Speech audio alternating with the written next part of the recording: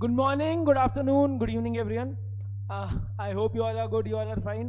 अच्छा जी, मैं भी बढ़िया हूँ. तो ये स्टार्ट करते हैं आज की क्लास. कल की क्लास में हमने ऑक्सिलरीज टू ट्रेड स्टार्ट कर लिया था. ऑक्सिलरीज टू ट्रेड और हमने कॉमर्स को देखा था. तो हमने देखा था कॉमर्स में ट्रेड आता है और ऑक्सिलरीज टू ट्रेड आता है. और ट्रेड करना इतना ईजी नहीं है, उसमें बहुत सारी हिंड्रेंसेज होती हैं. तो उन हिंड्रेंसेज को कौन दूर करने में हेल्प करता है? Sir, auxiliaries to trade. कल करो, याद करो, ऐसे एग्जाम्पल करे थे ना, फुटबॉल में गोल मारता है तो गोल तो अकेले मारता है, लेकिन उसको कोई असिस्ट करता है ना, हेल्प करता है. तो मूवी का एग्जांपल लिया था श्रीकांत टू जेके, ऐसे अपन ने एग्जांपल लिया था ना. करेक्ट क्या? तो वो सबके असिस्ट कर रहे थे. तो similarly in trade, all those activities which help in doing trade और help in assisting trade are known as auxiliaries to trade. हमने देखी थी 5-6, मैंने आपको ग्रुप में भी फोटो भेजी थी. और इसके अलावा मैंने आपको यहाँ पे भी दिखाया था कि ये सारी दिक्कतें होती हैं, ये सारी हिंड्रेंसेस है, इसको दूर करता है. पर्सन को कौन दूर करता है? पर्सन वाली हिंड्रेंस को सर ट्रेड करता है. प्लेस को ट्रांसपोर्ट करता है. टाइम को सर वेयर हाउसिंग करता है. रिस्क को सर इंश्योरेंस. फाइनेंस को बैंक और इंफॉर्मेशन को एडवर्टाइजिंग. ठीक है क्या? अच्छा, फिर 3 हमने कल पढ़ लिए थे. ऑक्सिलरीज टू ट्रेड में ट्रांसपोर्ट एंड कम्युनिकेशन पढ़ा था. तो इसमें हमने देखा था, याद करो ना, मैं अजमेर में बना रहा था, मेरे कस्टमर तो ऑल ओवर इंडिया थे, तो वहां तक पहुंचेंगे कैसे? उसके लिए ट्रांसपोर्ट आता है. प्लस ट्रेडर्स में बातचीत कैसे होगी, उसके लिए टेलीफोन कम्युनिकेशन वाली बात आई थी. फिर आया सर बैंकिंग एंड फाइनेंस, कि इसकी वजह से ही सर कैपिटल आ पाता है. कैपिटल तो सर आ ही पाता है. इसके अलावा सर बैंकिंग की वजह से एक पार्टी दूसरी पार्टी को पैसा भी दे पाती है. करेक्ट? ठीक है, ये हुआ. ये हमने बैंकिंग एंड फाइनेंस वाली दिक्कत देखी थी. फिर हमने देखा था इंश्योरेंस है. याद करो, कल मैं बोल रहा था ना, वो दिव्यांश में जोड़ा जाएगा जिसका खुद का एक्सीडेंट हो गया. मेरे पास मैसेज आया, सर मेरा एक्सीडेंट हो गया. ठीक है क्या? तो मैंने बोला था देख लो, सोच लो, मेरा जितना बुरा सोच सकते हो. पर उसको कवर करने के लिए, उस रिस्क को कवर करने के लिए मैंने क्या किया? इंश्योरेंस करवा लिया था. याद है क्या? कि रिस्क को हम नहीं कर सकते, हम खली नहीं है कि ये करके वो कर दो, लेकिन नुकसान हमारे हो सकते हैं. उस नुकसान को कम करने के लिए हम क्या ले सकते हैं? इंश्योरेंस करवा सकते हैं. करेक्ट? ठीक है, आ जाओ. चौथा आएगा वेयर हाउसिंग. वेयर हाउसिंग क्या होता है? कुछ आइडिया? रेज हैंड करके बताओ.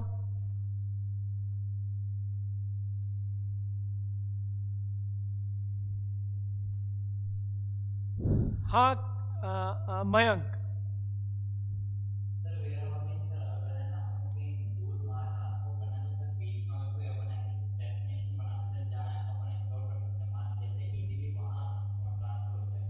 ठीक है, ठीक है. समाक्ष?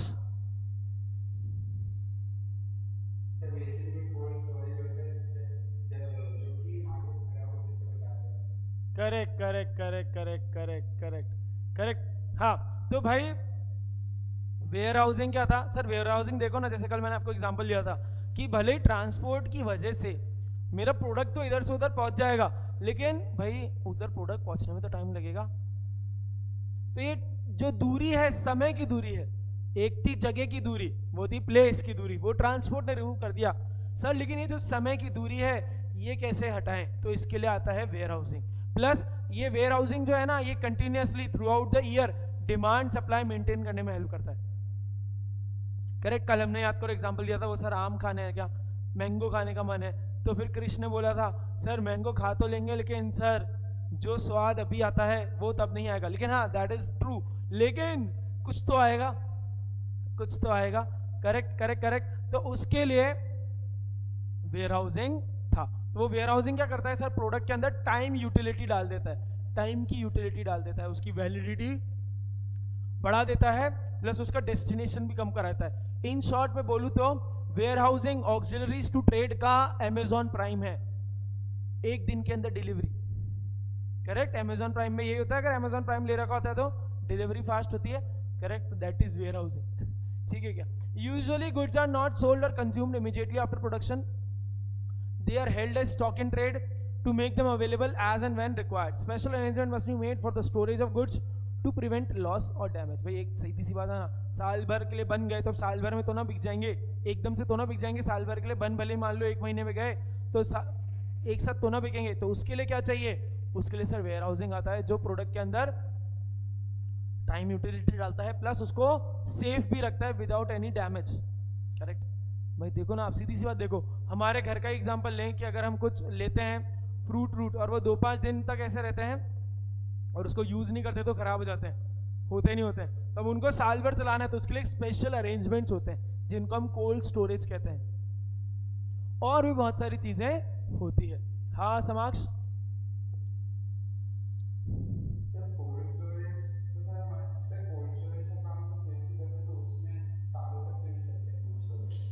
अरे तो सालों भर नहीं चलते, लेकिन उस हिसाब से डालते हैं, उनकी पैकेजिंग उस हिसाब से होती है, सारी चीजें होती है कि भाई उनकी एक वैलिडिटी बढ़ा देते हैं। मैं ये नहीं कह रहा कि आज मैंगो आ गया तो 2 साल चलाएगा, वो तो ना हरी बात, पर उसकी वैलिडिटी बढ़ा देते हैं और ड्यूरेशन बढ़ा देते हैं, ऐसा।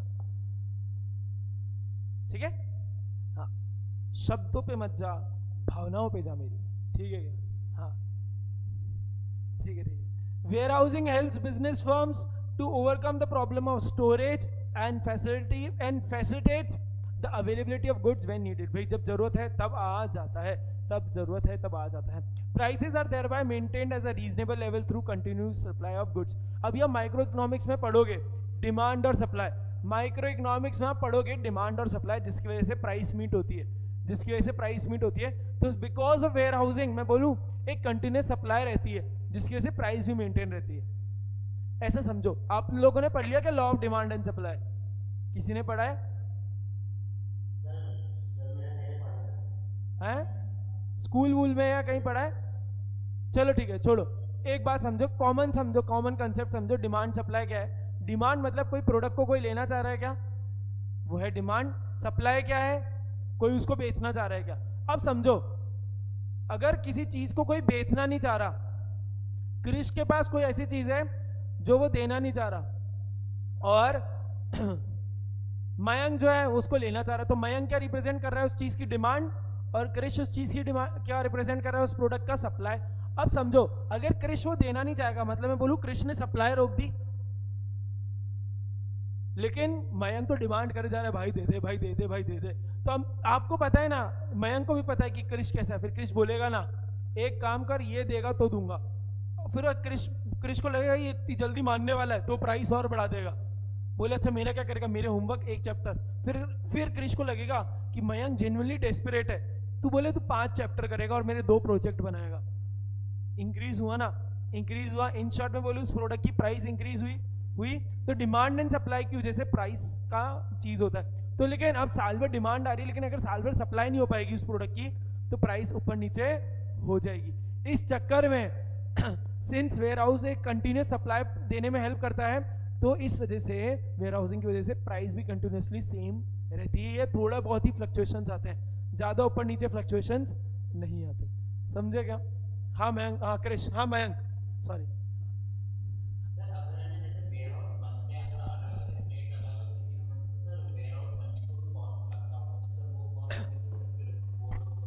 अरे तो वो तो उस हिसाब से ऐड कर करके बनाते हैं ना भाई, ये तो ऑब्वियस है ना। अगर घर में तेरे बिजनेस होगा तो तुझे बात पता ही होगी कि कोई भी चीज कॉस्ट होगी वो सब जोड़ के डालता है इंसान, प्रोडक्ट बेचता है।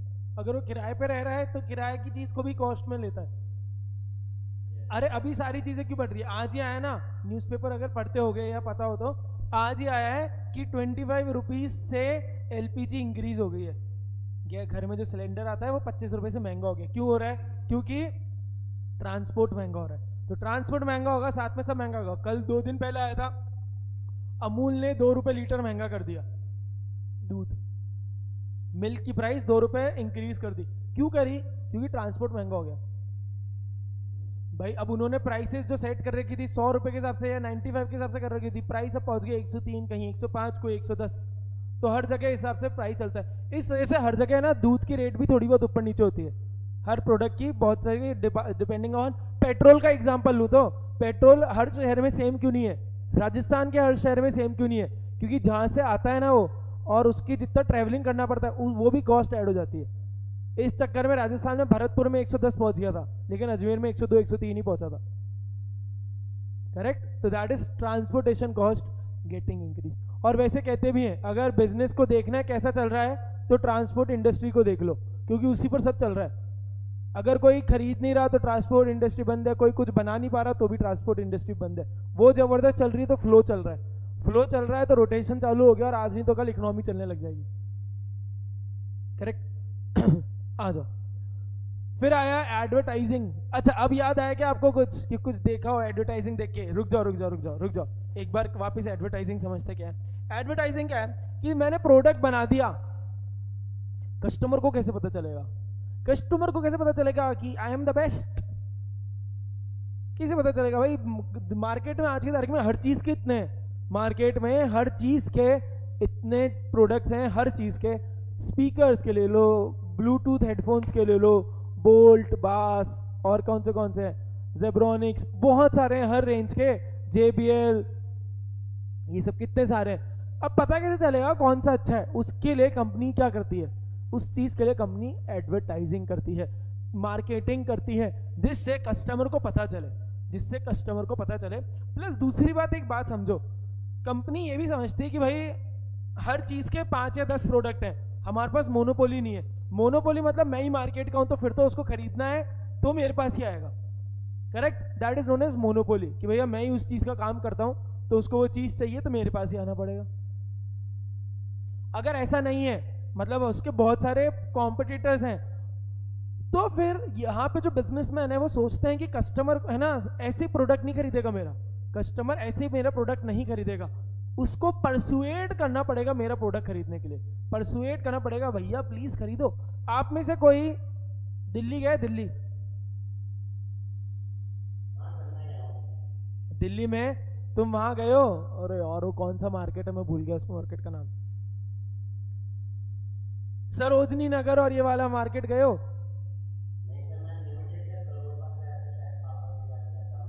ठीक है। अब ये, अच्छा तुमने आकाश गुप्ता का वो वीडियो देखा है, ब्रदर इधर? समझे भाई? उधर, हाँ समझ गए ना? तो भाई उधर के मार्केट में ऐसे होता है, हर जना बेच रहा है हर चीज पे, तो वो आपको ऐसे बेचते हैं जिसकी हद नहीं। क्यों? वो भी तो एक तरह से एडवर्टाइजिंग कर रहे हैं ना, भैया भैया भैया भैया भैया जींस, भैया नई जींस आई है भैया, भैया प्लीज भैया, भैया प्लीज आप पे अच्छी लगेगी भैया, हेलो ब्रदर, ब्रदर इधर। तो वो क्यों ऐसा कर रहा है? जिससे आप उसके प्रोडक्ट को लेने आओ भाई, क्योंकि उसको दिख रहा है कि आप मार्केट में घुसे हो, या तो टाइम पास हवा, AC की हवा खाना आए हो, या कुछ लेने आए हो। अब लेने आए हो तो उसको पता है उसकी जैसी 10 दुकानें और है, तो भैया उसको बेचना पड़ेगा ना, इन्फॉर्मेशन देनी पड़ेगी, भैया आओ भैया, नई नई नई नई शर्ट आई, नई पैंट आई भैया, नई शर्ट आई भैया, नई पैंट आई भैया, ऐसा। करेक्ट क्या? इसी चक्कर में तो ब्रांड एम्बेसडर्स बनते हैं, इसी चक्कर में तो ब्रांड एम्बेसडर्स बनते हैं कि भाई वो उस प्रोडक्ट को करते हैं। जैसे अभी MI लाइट का चल रहा है कि वो कुछ भी रखते हैं वो उड़ने लग जाता है, अभी ऐड चल रहा है ना MI लाइट का, Xiaomi का MI फोन का लाइट आया है, उसका एक ऐड ऐसे ही चल रहा है, समझा क्या? चलो एक और एग्जांपल देता हूँ। कल मैंने आपको बताया था ना वो पानी पानी वाली बात बताई थी ना, तो वो क्या भाई, आपको गाना सुनना हो नहीं सुनना हो, वो इस लेवल पे मार्केटिंग करते हैं आज की तारीख में। एक तो होता ही है ना, यूट्यूब पे कोई भी वीडियो देखो ऐड तो दिखता ही है आपको, यूट्यूब पे आप वीडियो देखो ऐड आएगा तो वहां से आप सुन लोगे। अच्छा वहां से बच जाओगे, फेसबुक पे दिख जाएगा, फेसबुक से बच जाओगे, इंस्टाग्राम पे दिख जाएगा, इंस्टाग्राम में आप फॉलो नहीं करते होगे, कहीं से आपको रील दिख जाएगी, और उस पर चैलेंजेस चालू कर देते हैं, कुछ भी चीजें हो जाती है और वो देखकर आपको दिख ही जाता है। करेक्ट क्या? तो that is the power of advertising and marketing. और आप इस चक्कर में देख लो, तो इस चक्कर में आप देखोगे यूट्यूब पे कितने सारे वीडियोस हैं जिनमें गाना इतना खराब है, मतलब सुनने का मन नहीं करे, लेकिन फिर भी इतने व्यूज हैं, वो इसी वजह से, वो इसी वजह से। इंस्टाग्राम पे रील्स आपने अगर देखी हो, इंस्टाग्राम पे आपने रील्स देखी हो, तो रील्स भी आपको दिखेंगी, तो रील्स पे भी इतने व्यूज दिखेंगे जहां आपको लगेगा यार इसने ऐसा क्या किया, पर वो इस लेवल पे फैला ऐसे ट्रेंड्स की वजह से, जिसकी वजह से इतने सारे व्यूज आ गए। तो advertising is what? Providing information to the customer and persuading them to buy it. Correct क्या? ठीक है। अब बताओ कुछ याद है क्या कोई एडवर्टाइजिंग देखकर कि आपने कभी कुछ लिया हो?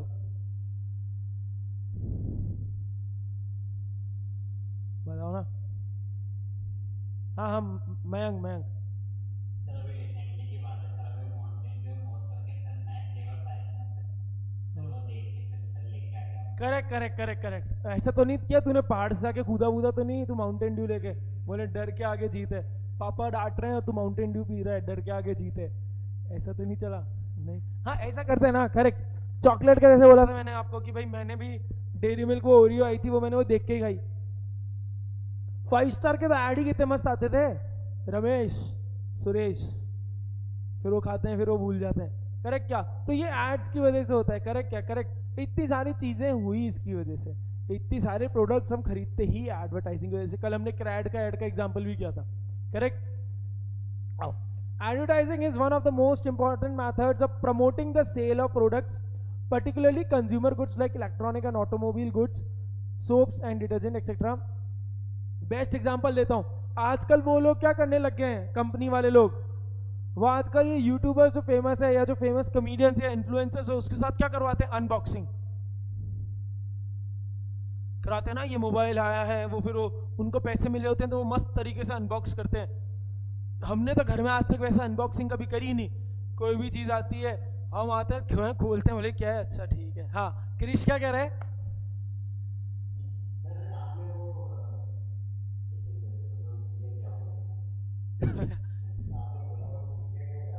अनबॉक्सिंग क्या? फैम पे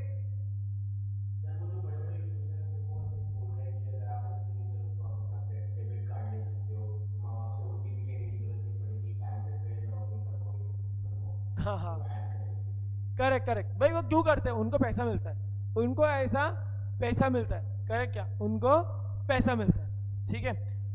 Most of these goods are manufactured and supplied in the market by numerous firms, big or small. It is practically impossible for producers and traders to contact each and every customer. Correct क्या भाई? Product बना रहा हूँ, मान लो मेरी factory है, बेच ही बहुत तरीके से लोग रहा हूँ, लेकिन क्या कोई एक तरीका है कि अगर मैं सबको पर्सनली जाके मिल सकूँ? नहीं।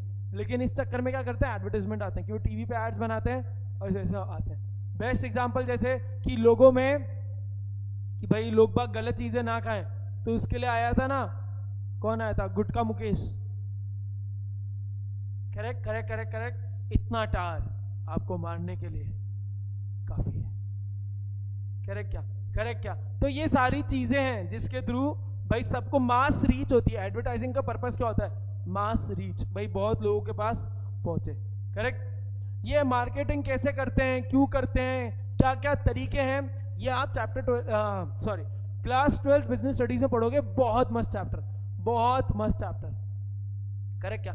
आज की तारीख में तो भाई एडवर्टाइजिंग पूरी किस पर हो गई है, पहले प्रिंट मीडिया इन सब पे बहुत होती थी, अब पूरी सोशल मीडिया मार्केटिंग हो गई है। ट्रेंड आजकल मीम्स के थ्रू मार्केटिंग होती है, करेक्ट क्या, करेक्ट क्या। बेस्ट एग्जांपल देता हूँ, चेलम सर जानते होंगे आप लोगों ने, अगर फैमिली मैन 2 देखा होगा तो इसमें आपने चेलम सर देखे होंगे। तो चेलम सर के थ्रू अब मार्केटिंग कैसे कर रहे हैं लोग बाग, कि भाई ऐसे कोई भी जना है वो पूछ रहा है, ऐसे एक जगह श्रीकांत है, एक जगह चेलम सर है, तो श्रीकांत का डायलॉग आ रहा है, उसको जो भी चीज चाहिए, कि मान लो क्लासेस क्या लेनी है, हेलो श्रीकांत चेलम सर को बोल रहा है, हेलो चेलम सर क्लासेस का लेनी है, तो चेलम सर बोल रहे हैं ऑफ कोर्स एट ASI। तो ऐसे प्रमोशन हो रहा है चीजों का, ये मैं एग्जांपल दे रहा हूं आपको, ऐसा ठीक है क्या। ऐसी कंपनीज अपने प्रोडक्ट को कर रही है, that is known as trend के साथ सोशल मीडिया पे आजकल मार्केटिंग करना। Thus for promoting sales, information about the goods and services available, their features, उनकी प्राइस क्या है, मस्ट रीच पोटेंशियल बायर्स। कितनी बार करते हैं ना आजकल वो लोग, बस अब 2000 रुपए में, वैसे था ये 5000 में, इतना सब आपको मिलेगा सिर्फ 2000 रुपए में, ऐसे लिखते हैं ओनली फॉर यू 2000 रुपए में, करेक्ट। ऐसा होता है ना कितनी बार, और कितनी बार हमारे को उसके फीचर्स भी ऐसे ही पता चलते हैं, करेक्ट। जैसे पहले एप्पल ने बीच में एक ट्रेंड चालू किया था एप्पल के फोन्स का, कि वो है ना उसके जो कस्टमर्स ऑलरेडी आईफोन वाले, उनके थ्रू फोटो खिंचवा रहा था, और वो लोग फोटो भेजते थे, और उनमें से जो बेस्ट फोटोज हो रही थी वो उसका वीडियो बना के ऐड चलाता था, ये दिखाने के लिए कि आईफोन का कैमरा कितना जबरदस्त है, correct correct correct correct correct. और आपको कोई मस्त ऐड आ रहे हैं यार, एक बार इसको पढ़ते हैं फिर अपन एड्स को डिस्कस करते हैं। ऑल्सो अंडरलाइन करना, there is a need to persuade potential buyers about the uses, qualities, price, competitive information about the goods and services, etc. Advertising helps in providing information about available goods and services, including customers to buy particular items. So obviously advertising ये तो बताता ही है product में क्या है, product की सारी information दे देता है, प्रोडक्ट में क्या क्या गुण है, ऑब्वियसली प्रोज ही बताते हैं, कौन तो कौन बताएगा एडवर्टाइजिंग में, लेकिन सारी चीजें बता देते हैं, और इसके अलावा बताते हैं कि इस प्राइस में ये चीजें हैं। अच्छा बेस्ट एग्जांपल ड्रीम 11, पिछले साल आईपीएल में क्या मस्त मस्त ऐड आए थे ड्रीम 11 के, धोनी के, हार्दिक पांड्या में, ये मैं कर लेता हूं आप जाके ड्रीम 11 पे टीम बनाओ, क्या मस्त बता रहा था, मतलब उनका कंसेप्ट क्या था कि बहुत 2 मिनट का काम है ड्रीम 11 पे टीम बनाना, कुछ भी काम दूसरे को दे दो आप 2 मिनट में ड्रीम 11 पे टीम बना दोगे। ये इतना जबरदस्त इनका पर्पस था, इतना मस्त इनका रोल था। ऐसे और कोई एड्स बताओ चलो मस्त मस्त जो आपको याद आ रहे हो, जो आप यहाँ बता सको।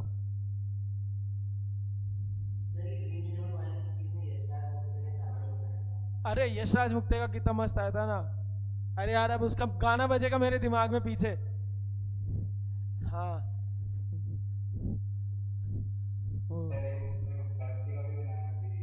पेप्सी का भी कौन सा है?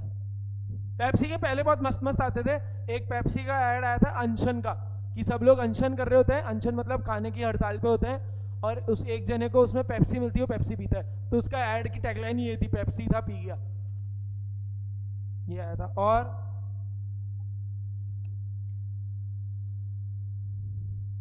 नहीं याद, पहले एक आता था। हाँ बोल बोल बोल, बोल।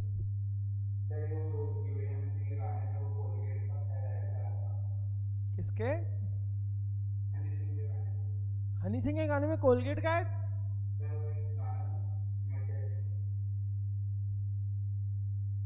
ये कौन सा हनी सिंह का है? अच्छा ऐसा, अरे वो तो लेकिन पहले अरे वो तो घड़ी का ऐड है, अरे तू कंफ्यूज हो रहा है। अच्छा अच्छा, ठीक है ठीक है ठीक है। कोई और ऐड का आ रहा है तुम लोगों को ध्यान? जैसे मैं बताऊं, पहले मस्त ऐड आता था हैप्पी डेंट का, हैप्पी डेंट का, कि हैप्पी डेंट खाते हैं तो दांत ऐसे चमक जाते हैं, तो उसमें है ना लोगों को फिर खड़े कर देते हैं लाइट की जगह। हैप्पी डेंट ऑर्बिट के ऐसे ऐड आते थे पहले। और कुछ कुछ याद नहीं आ रहा तुम्हारे को भी, तुम तो इतना देखते होंगे, एड्स याद नहीं आ रहे? हाँ हाँ मयंक मयंक, हाँ कैसी जी लपापाई, करेक्ट करेक्ट करेक्ट। फेविकॉल के ऐड आते हैं मस्त, फेविकॉल के मस्त ऐड आते हैं, बिस्लरी के मस्त मस्त ऐड आते हैं। अब तो वो ऊंट बिस्लरी पीने आ जाता है, करेक्ट क्या? इतने मस्त मस्त एड्स हैं, करेक्ट। हाँ करेक्ट करेक्ट करेक्ट। तो भाई एड्स इसलिए इतने ज़्यादा इंपॉर्टेंट, देखो ना हमारे को भी इतने याद आ गए, 2 मिनट में हमारे को इतने सारे एड्स आ गए। हमने हो सकता है वो देखकर नहीं खरीदा हो, लेकिन सबकॉन्शियसली या कॉन्शियसली हम उसकी वजह से खरीद जाते हैं। कितनी बार ऐसा होता है, हमने कोई ऐड देखा, आप सुपरमार्केट गए, डी मार्ट, आर मार्ट या किसी भी बड़ी दुकान पे गए, वहां पे आपको दिख जाता है और वो आपको ऐड क्लिक करता है और उसके वजह से आप ले लेते हो। लेना नहीं होता है, ले लेते हो, करेक्ट क्या? तो वो चीज होती है जो ऐड का, that is the power of add. Correct correct correct correct, ठीक है चलो। तो हमने ऑक्सिलरीज टू ट्रेड को खत्म कर दिया है, और हमने पूरा वो टॉपिक खत्म कर दिया। कौन सा? इंडस्ट्री वाला। इंडस्ट्री के बाद कॉमर्स में ट्रेड, ऑक्सिलरीज टू ट्रेड। एक बार जल्दी से चार्ट को खत्म करते हैं, फिर ये वाला टॉपिक पूरा खत्म हो गया, ठीक है? एक बार ये चार्ट पे आओ वापस, आ जाओ आ जाओ। ये देखो ये चार्ट दिख रहा है सबको? दिख रहा है क्या? ठीक ठीक है ठीक। तो भाई देखो इस चार्ट में हमने क्या देखा? बिजनेस, इंडस्ट्री और कॉमर्स। इंडस्ट्री 3 तरह की, प्राइमरी, सेकेंडरी और टर्शरी। कॉमर्स 2 तरह का, trade, auxiliaries to trade. Primary में आते हैं सबसे पहले जल्दी से, जेनेटिक एक्सट्रैक्टिव। जेनेटिक एक्सट्रैक्टिव कौन सी टाइप की इंडस्ट्री? सर ये इंडस्ट्री जहाँ पे नेचुरल रिसोर्सेज का यूज होता है। एक्सट्रैक्टिव याद करो सर, यहाँ पर हम नेचुरल रिसोर्स को एक्सट्रैक्ट कर रहे थे, माइनिंग, लंबिंग, टिम्बर वगैरह वाला, आयरन ओर वाला, ठीक है। जेनेटिक इंडस्ट्री क्या है सर? यहाँ पर हम प्लांट्स को या एनिमल्स को, लिविंग बींग्स को या तो रियरिंग कर रहे हैं इनकी, या ब्रीडिंग कर रहे हैं। करेक्ट, याद आएगा? पोल्ट्री फार्म्स, पिस्कीकल्चर, ये सब। अच्छा मुझे बताओ, कृष नदी में से सीधा मछली निकाल रहा है, नदी में गया मछली निकाली, ये जेनेटिक है एक्सट्रैक्टिव है? समाक्ष, एक्सट्रैक्टिव। याद आई क्या बात? याद आ गया सबको? ठीक है हाँ ठीक। सेकेंडरी सर, सेकेंडरी में 2 थे, मैन्युफैक्चरिंग और कंस्ट्रक्शन। मैन्युफैक्चरिंग की मेमोरी टेक्निक हमने बनाई थी ASAP, assembling analytical synthetical assembling processing.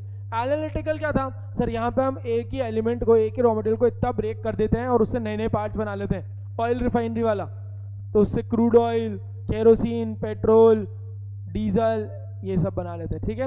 फिर आया क्या, सिंथेटिकल। सिंथेटिकल में क्या कर रहे हैं सर, हम बहुत सारे रॉ मटेरियल, बहुत सारे एलिमेंट्स को मिलकर एक नया एलिमेंट बना रहे हैं। Paint, soap, cosmetics, cement, correct. फिर आया प्रोसेसिंग। सर प्रोसेसिंग में क्या हो रहा है, हम सक्सेसिव स्टेजेस से एक रॉ मटेरियल को प्रोसेस कर रहे हैं और उससे बना रहे हैं, याद करो, शुगर केन से sugar, would say paper, correct ठीक है। फिर आया असेंबलिंग। यहाँ पे असेंबलिंग में क्या हो रहा है सर, यहाँ पर हम बहुत सारे पार्ट्स हैं उनको असेंबल करके एक प्रोडक्ट बना रहे हैं, कार, मोबाइल, कंप्यूटर्स, राइट। अच्छा तो भाई सर डिफरेंस क्या है, एक सर सेम सेम जैसा लग रहा है, कौन सेम सेम जैसा लग रहा है, इतनी बार मैंने क्वेश्चन पूछ लिया कि बच्चों पहले ही रेज हैंड है कि ये है क्वेश्चन। चलो ये बताओ क्वेश्चन क्या है, आंसर छोड़ो, क्वेश्चन क्या है समाक्ष।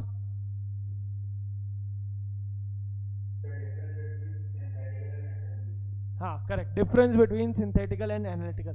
बताओ बताओ, रेज हैंड। ए क्रिश बता।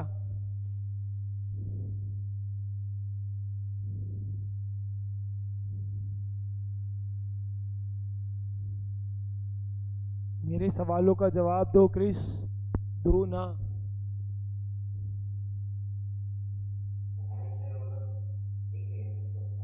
सोच सोच, 10 सेकंड देते हम तेरे को। और असेंबलिंग, देख यहाँ देख देख देख, चल मैं तेरे को वापस समझाता हूँ। हाँ बोल बोल।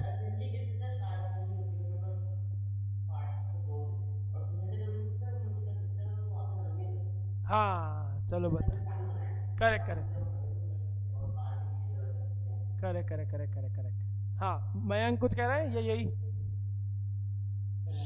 वही सामान सिंथेटिकल में सर अगर अपन मिक्स करते प्रोडक्ट तो सर वो एक मिलके प्रोडक्ट बन जाता है। और सर असेंबलिंग में सर अपन मेंटल भी कर सकते हैं फिर डिसमेंटल भी कर सकते हैं। करेक्ट करेक्ट सर, सिंथेटिकल में एक बार मिल गए तो अलग नहीं होंगे, करेक्ट। लेकिन एक सेकंड एक सेकंड एक सेकंड, लेकिन सर असेंबलिंग में पार्ट्स मिल गए तो उनको हम वापस से अलग कर सकते हैं। एनालिटिकल मतलब सर हम एक ही रॉ मटेरियल को से ब्रेक कर करके बहुत सारे और एलिमेंट्स या नए प्रोडक्ट बना रहे हैं, जैसे ऑयल रिफाइनरी वाला, करेक्ट ठीक है। फिर कंस्ट्रक्शन वाला तो आपको याद ही है कि यहाँ पे कंस्ट्रक्शन हो रहा है, पर यहाँ पे कंस्ट्रक्शन ये नहीं हो रहा घर का कंस्ट्रक्शन की बात, यहाँ पे रोड का, कैनाल्स, बहुत सारे, ठीक है, इन सब बड़े बड़े की बात हो रही। टर्शरी, टर्शरी को हम सर्विस इंडस्ट्री भी कहते हैं। It is similar to auxiliaries to trade, similar to auxiliaries to trade. हाँ क्रिश, सॉरी मयंक। सर ये जो कंस्ट्रक्शन है तो सर इसकी कोई डेफिनेशन नहीं लिखा, वही डेफिनेशन, डेफिनेशन लिखा तो वही है डेफिनेशन। जो बिजनेस और करना और कहना लिखा है। अरे भाई भाई देखिए, ये वो इंडस्ट्री है जो कंसर्न्ड है with construction of road, bridge, ये इसकी डेफिनेशन है कि ये कंस्ट्रक्ट करते हैं। These are Bob the builder करके दिखाएंगे, ठीक है। आओ आओ, ठीक है। फिर आया कॉमर्स। कॉमर्स में सर दो हैं, ट्रेड और ऑक्सिलरी टू ट्रेड। पहले ट्रेड को डिस्कस करते हैं। सर ट्रेड क्या है, trade is exchange of goods and services. अब ये है दो तरीके से सर, इंटरनल एक्सटर्नल। इंटरनल क्या है sir, within the when the exchange is done within the geographical boundaries of a country or a nation, it is known as internal trade, also known as domestic trade, home trade, inland trade। Wholesale, resale. Wholesale कौन सा sir, ये trade है जहां पर buying and selling हो रही है, किसके अंदर, बल्क क्वांटिटीज में, बल्क क्वांटिटीज में। रिटेल में when it is done on smaller quantities, correct ठीक है।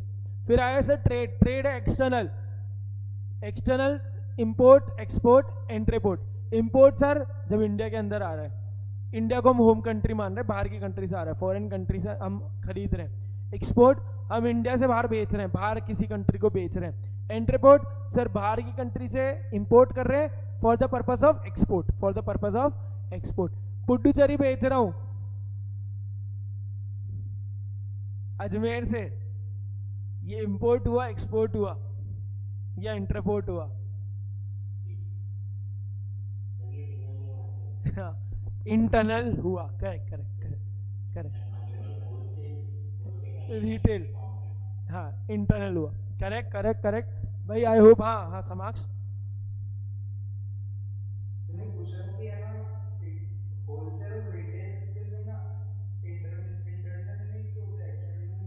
अरे ये हो सकते हैं, लेकिन इंटरनल में ट्रेड एक ही तरह का है ना, कि आप देश के अंदर कर रहे हो, तो उधर इसलिए बता दिया होलसेल और रिटेल। बाहर में भी आप होलसेल रिटेल कुछ भी करो, कोई दिक्कत नहीं है।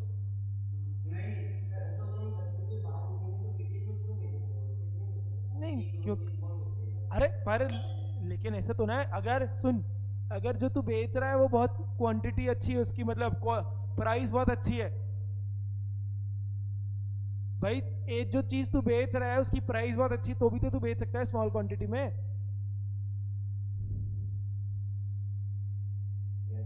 ठीक है, आओ auxiliaries to trade, same similar to tertiary industry. Auxiliaries to trade में 5 आए, transport, warehousing, advertising, insurance and banking and services.